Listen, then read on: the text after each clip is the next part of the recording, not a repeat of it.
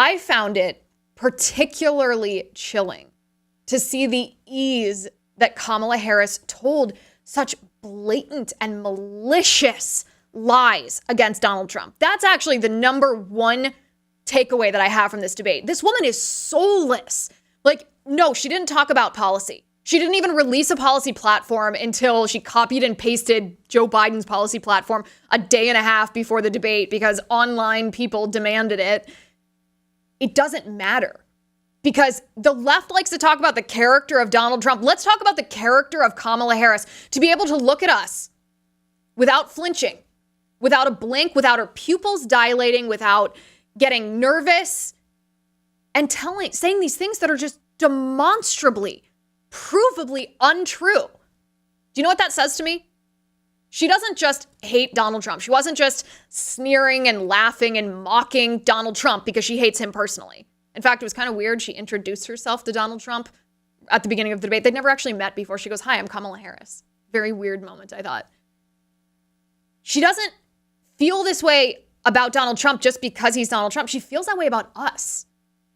This is how she perceives our pain. The pain that we feel because we're paying more for groceries and for gas, and we're worried about crime in our cities and an open border and war in Ukraine. She laughs. She doesn't care. She rolls her eyes. She mocks. She sneers because she feels disdain for us. Such disdain that she would lie to our faces.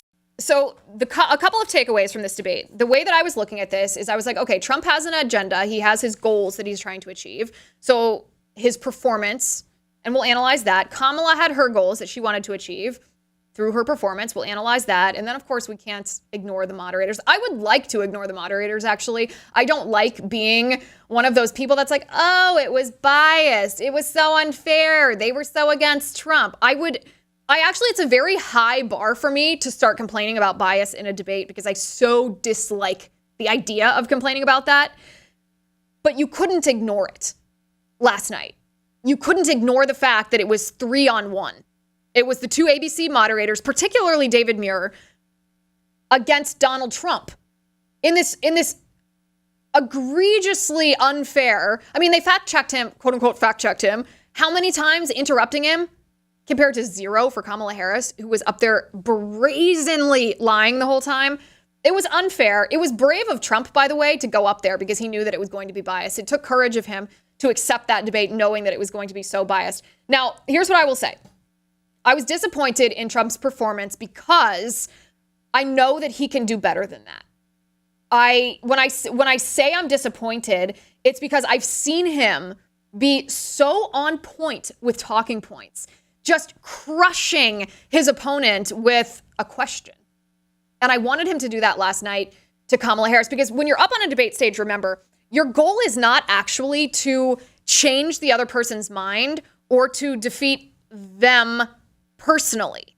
It's to demonstrate to the American people that the other person isn't worthy of being the president. And it's actually two different mindsets. And politicians who fall into the trap of trying to just one-on-one battle with the other candidate often lose.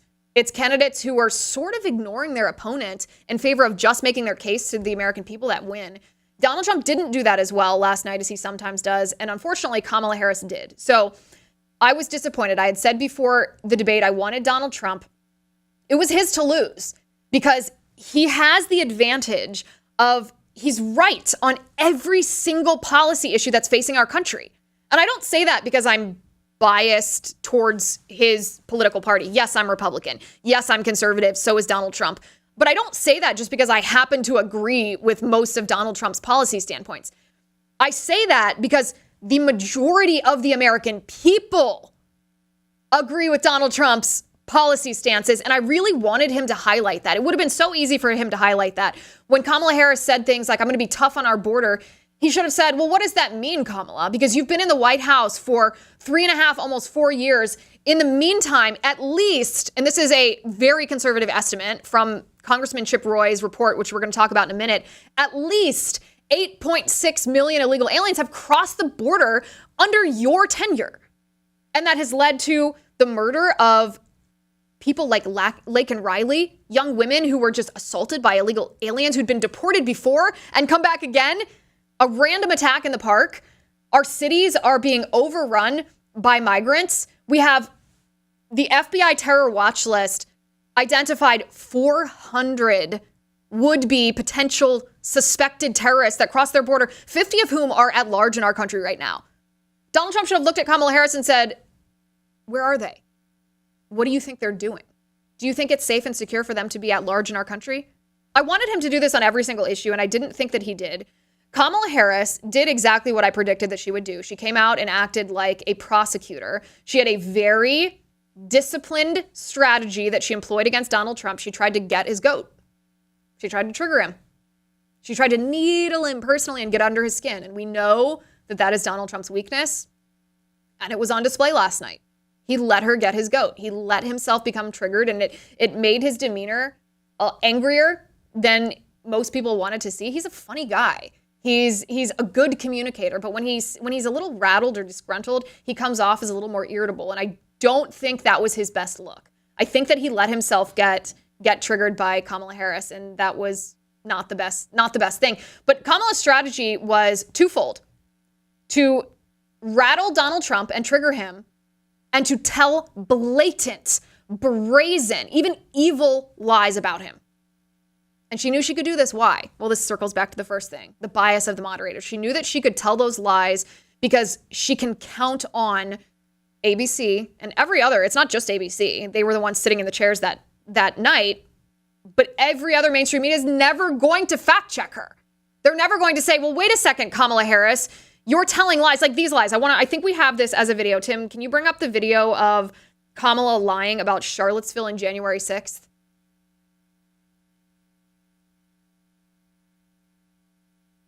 We're going to bring this one up because look at Kamala Harris's face when she's speaking these words. Look at her eyes. It's not an isolated situation. Let's remember Charlottesville, where there was a mob of people carrying tiki torches, spewing anti-Semitic hate. And what did the president then at the time say? There were fine people on each side.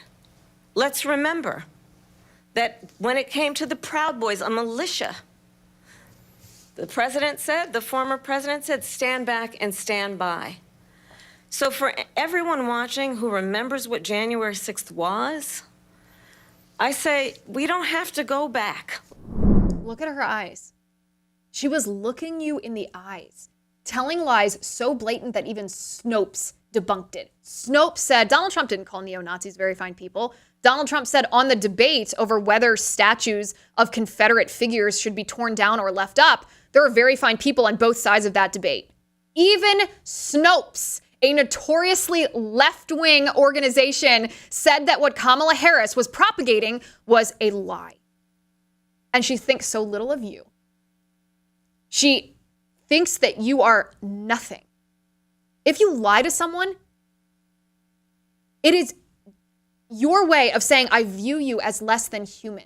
You don't deserve to know the truth. I am going to tell you something that's false to manipulate your behavior. And Kamala Harris, without blinking an eye, told that lie. And attached it to January 6th, by the way. Donald Trump did a pretty good job debunking the January 6th accusations. And when I criticize Donald Trump, by the way, I mean this in a very constructively critical way. I think he did, my grading for him would be a B-. I don't think he bombed. I don't think he did badly. I just have high expectations because I've seen him at his best. I think he can do better, but he had some very good answers. January 6th was one of them. He did very well answering that on January 6th, this was his role. These were his words. This is what Nancy Pelosi should have done and didn't do. It was very good. Most Americans at this point understand that January 6th was incited by undercover feds. Even Democrats, especially independents, understand that. He did a good job talking about that. So Kamala Harris tried to trigger him. She told blatant lies, and then she tried to emotionally appeal to women. And the way she did it was so insulting. Tim, I think we have this clip about late-term abortion. This is another one of Kamala's lies, by the way. But listen to how Kamala Harris talked about late-term abortion, mocking it. You should ask, will she allow abortion in the 8th month, 9th month, 7th month? Come on. Okay, would you do that? Why don't you ask her that question? Why don't you answer That's the question? Would you because veto? under Roe v. Wade, Answer the question, would you veto? you could do abortions in the 7th month, the 8th month, the 9th That's month, not true. and probably after birth. Just look at the former governor of Virginia. The governor of Virginia said, we put the baby aside and then we determine what we want to do with the baby. She's lying. She actually laughed at the idea of killing an unborn child, a big, healthy baby, 7 months, 8 months, 9 months pregnant. Like, can we conceptualize this? The CDC, by the way, I know Democrats like to say, oh, this rarely happens. The CDC says that between 13,000 and 30,000 times a year, babies in the 3rd trimester, 7th, 8th, and 9th month, are aborted. Think about how many kindergarten classrooms full of children that is. And organizations, left-wing organizations that are sympathetic to pro-abortion views have surveyed women who've gotten late-term abortions, and it's not because of health of the mother. It's not because of fetal abnormalities. It's the same reasons of convenience that women get abortions throughout their entire pregnancies. And Kamala Harris is not only lying about this, her running mate, Tim Walz in Minnesota, vetoed an amendment that would have required that babies who were born alive after botched abortions receive medical care. These babies are now denied medical care when they are born alive, breathing, their heart's beating, laying on a table, injured. Doctors ignore them because Tim Walz allowed that. Kamala Harris supports that. And this is what I would challenge my Christian friends. I understand that Donald Trump is not as pro-life as I am. Maybe he's not as pro-life as you are. He is more pro-life than Kamala Harris, undoubtedly. But this is my challenge. My challenge is to show your friends that video. Because what we see in that video is Kamala Harris refusing to deny that she supports late-term abortions. If you do not support late-term abortions, you are eager to say that. Every politician who is against that, it will rush to assure you, oh, I do not support that. I absolutely do not. Kamala Harris ducked and dodged and deflected. Why? The answer why is because she supports that. And she kept repeating this lie. She said, the vast majority of Americans support a woman's right to choose. No, Kamala, 80% of Americans, including those who identify as pro-choice, want 3rd trimester abortion to be banned. 60% of people in our country, even those who identify as pro-choice, want 2nd trimester abortion to be banned. Kamala Harris is the radical on abortion. And Donald Trump did a good job highlighting that. But again, Kamala Harris is pandering to women. She's trying to use emotion to manipulate women by telling them lies. She went up there and had the gall to say, if you miscarry a baby, one of the most horrendous experiences that can happen to a woman. And I speak from my own personal experience on that. She had the audacity to lie to women and say you might not be able to get health care after that. How dare you frighten women who are in the throes of grief that is so deep it can't even be articulated. She's lying. She could not produce one, and I challenge Kamala Harris, produce one story, one, of a woman who was denied miscarriage care. One story. And I'll debunk it because it's not true. If there was a doctor somewhere who denied a woman miscarriage care, it is gross negligence on his part. It's not true, and she's lying to women about it. Trump should have started his entire debate with his closing statement. If you guys watched the debate long enough, you saw this. This was actually what he should have done from the very beginning. Take a look at this one. So she just started by saying she's going to do this, she's going to do that, she's going to do all these wonderful things. Why hasn't she done it? She's been there for 3.5 years. They've had 3.5 years to fix the border.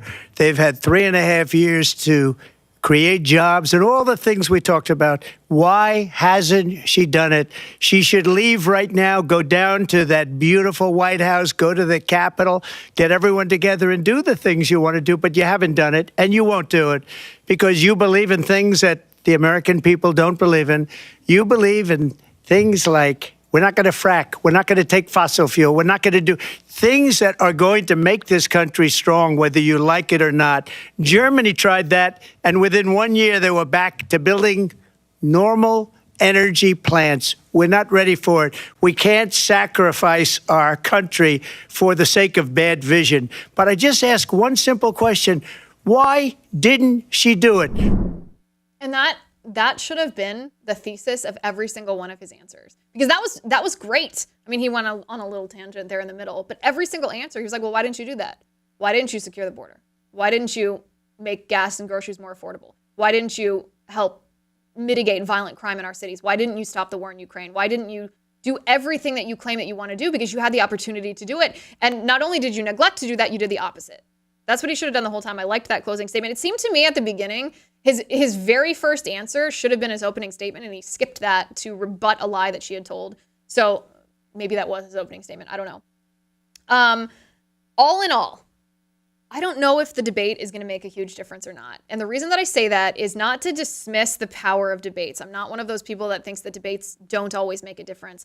But think about the last 6 weeks that we've had in this country, what's happened. Donald Trump was the target of an attempted assassination. A couple days after that, Joe Biden, the incumbent president, was the victim of a coup attempt, evidently spearheaded by Kamala Harris and Barack Obama and Nancy Pelosi. Kamala Harris was then installed as the nominee undemocratically without ever getting a single vote. This all happened in the last 6 weeks. What is going to happen in the next 56 days, 55 days? Who's to say? I do think that Kamala Harris legitimized herself as a presidential candidate to a certain extent. People who are undecided viewing her up there, she didn't just speak in word salads. She didn't just have verbal gaffes or her batty laughter. She actually held herself back from that a little bit. And that was probably good strategy on her part, because people who were like, could I see her as my president, might now look at that stage and say, oh, sure, I could see her as my president. She sounded fine. She didn't sound stupid. I actually never thought she was dumb, and I didn't like that conservatives and Republicans have been saying this for a long time. I think she's diabolical, not dumb. I think that she hides behind that batty demeanor sometimes because she knows the media won't challenge her. It reminded me, actually, during RFK's speech where he announced that he was dropping out of the race, he scolded the mainstream media and he said, you did not single-handedly cause the downfall of our republic, but you could have stopped it, and you didn't. And that's what I think of when I see Kamala Harris's batty laughter or word salads. I think she knows that the mainstream media is not only on her side, they're her propaganda. They're Pravda. They've sold their souls to protect her. And it's like Bernie Sanders says, she doesn't want to talk about policy, not because she doesn't have any. She does have policy. She doesn't want to talk about it because it's so radical that she knows she can't sell it to the American people, so she's trying to trick you. She's trying to trick you into thinking she's just compassionate and empathetic and doesn't want division and doesn't want to denigrate other people, that she wants unity, that she wants well-being. She wants you to fulfill her dreams. But the reality is her policies are the opposite. Her policies cause broken families. Her policies cause young babies in the womb to be killed. Her policies cause chaos in the streets of our cities. She encouraged people to donate to the Minnesota Defense Fund, which bailed out the violent criminals, BLM criminals that were burning down Minneapolis. She wants open borders. She doesn't mind that these terrorists are coming in because they're not going to hurt her. She has Secret Service protection. The way that she lied about Trump is the reason that Donald Trump was shot. That's what Trump should have said. He said, he should have looked at her and said, are you trying to get me shot again? Because this kind of rhetoric, painting me as evil, is what caused a crazy person to think that the only recourse against me was to try to murder me. That's what I would have done if I debated Kamala Harris. As you can see, I would have enjoyed that. I actually think what was more significant last night was that Taylor Swift endorsed Kamala Harris. And you may scoff at this, but hear me out. Taylor Swift has, what is her Instagram? I'm actually going to look up her Instagram following right now to see what her number is, because it's humongous. Humongous might even be a understatement. She has 283 million people who follow her on Instagram. 283 million. What? Like what? Good land. Taylor Swift also has the ear of an extremely valuable demographic. It's not just young girls like 13-year-olds. Taylor Swift, Swifties are like my age people. So we're talking 35-year-old women listen to Taylor Swift. Those are the people that are at her concerts. Yeah, there are younger people than that, but we're the sort of original generation of people who follow Taylor Swift because she's our age. And those are the women that I think Trump was actually trying to appeal to by not being too savage and too based and too right-wing on these issues. We'll talk about that strategy maybe later in the show, maybe another day. It depends on the timing here. But I actually think that's one of the flaws of his debate performance and maybe of his campaign right now is they're trying to appeal to this demographic of women. I guess we're talking about it now. He's trying to appeal to this demographic of women who are fairly ideologically leftist, which means that their minds probably aren't going to be changed on pragmatic issues in a 2-month period of time. This is a much longer process to be like, okay, who hurt you? Why do you feel this way? How do we deprogram that and re-educate you? And I'm specifically, purposely, kind of jokingly, using the left's terms here, out of being leftist and into thinking more rationally and logically. That's a much longer project than simply 8 weeks. What I would do if I were Donald Trump is I would try to get out the vote for young men more than young women, because young men, by and large, I mean, you can look at the studies here, but young men are heavily becoming conservative and Republican because of what wokeism means to them. It's essentially anti-man. And that's why Trump's going on all those podcasts, by the way. You've seen him he was on Theo Vaughn's podcast. He was on, what's that other streamer's name, Tim? Who is it? Oh, he was on the Full Send podcast as well. And Aiden Ross, that's the one I was trying to think of. Aiden Ross, he's going on those podcasts to try to turn out the vote of young men, which is smart because young men vote in lower percentages than young women. So I don't think it's a very smart strategy to try to appeal to young women now. Not that he should discount them. I'm not trying to pull a Mitt Romney 47% moment here. But if young men are already conservative and he just needs to get them out to vote, that's an easier task for the moment than trying to convert leftist women into a totally different ideology and then get them out to vote. One's a one task and the other's 2 tasks. So I thought that was one of the problems with his debate performance is he was trying to speak to an audience that is really not among his base, even though his policies inarguably, and I say this obviously as a woman myself, his policies inarguably benefit women. Leftist policies harm women, but there are a lot of women who have fallen prey to Kamala Harris's and Taylor Swift's stuff. That being said, Taylor Swift has their ear, so if she gets them to turn out to vote, I think that's probably more powerful than the debate and will have more impact on the election than the debate. An interesting note, I don't want to steal this idea. I forget who said this to me last night. But somebody said, it might have even been Glenn actually on the post debate show. He said it's weird that Taylor Swift endorsed Kamala tonight. And he was like, does that mean that Kamala was legitimized in her eyes because of her performance? And I read, or it might have been Stu. We can go back and look and see who that was. I don't want to put words in someone's mouth. Someone on the post-debate show said that to me. And I read Taylor Swift's endorsement, and I was like, no, this actually isn't strategic. What would be strategic would be if Kamala had a good debate performance, at least in the eyes of the left and independents. She rode that wave for a little bit, and then if Donald Trump had a win or Kamala started falling in the polls, then you roll out the Taylor Swift endorsement, which would give her a boost of momentum. But if you read Taylor Swift's Instagram post, you'll see it's actually about Taylor.